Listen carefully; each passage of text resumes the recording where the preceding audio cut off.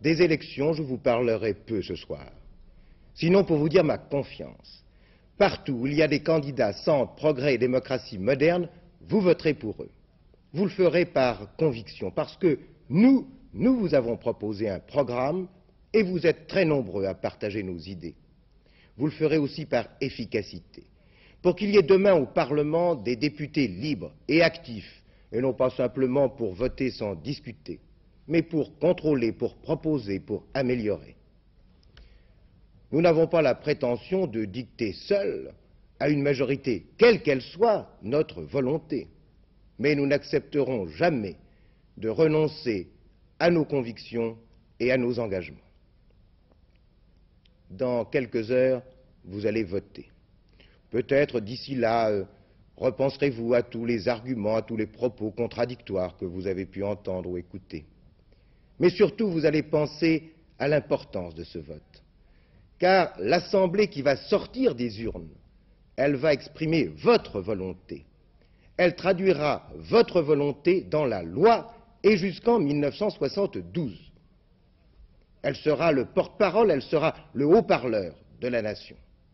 Et d'une nation dont vous sentez bien qu'elle va comporter beaucoup de changements au cours des 4 années à venir. D'une nation où la jeunesse, plus nombreuse que jamais, va faire irruption dans la vie et dans la vie active. Et nous n'avons pas le droit de la décevoir. La France a traversé une crise, mais en profondeur, rien n'est réglé. Nous sentons qu'il y a comme une fêlure dans notre société, peut-être justement entre générations. Pour empêcher que cette fêlure ne devienne une cassure, nous devons préparer ensemble la société de demain. Nous devons transformer les techniques nouvelles de la puissance matérielle en une civilisation plus humaine. La conscience de cet enjeu donne la gravité de votre réflexion, puis de votre vote. Dimanche dernier, vous avez écarté la subversion. Dimanche prochain, vous allez choisir le changement, l'avenir. Au-delà des étiquettes, vous regarderez la seule question: quelle société les candidats proposent-ils? Et partout où il y a des candidats centristes, progrès et démocratie moderne, vous savez qu'avec eux, vous construisez une société plus active, plus dynamique, plus juste et plus digne. Il m'appartient maintenant, c'est le hasard, et sur les ondes de l'ORTF où, plus qu'ailleurs, la liberté d'expression doit être garantie, il m'appartient maintenant de mettre le point final à cette campagne électorale. Demain, il est vrai, le président de la République y apportera sa conclusion personnelle. Il serait inadmissible qu'il le fasse comme chef d'un parti et non pas comme chef de l'État.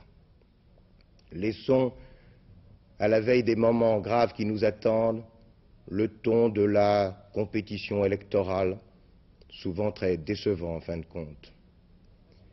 Pour obtenir du général de Gaulle les paroles de paix civique et d'espoir national que nous attendons, je forme le vœu, au-delà des controverses, qu'il soit, qu'il devienne l'arbitre pour aider notre pays à trouver sa voie et non pas le guide d'une majorité arrogante et soumise.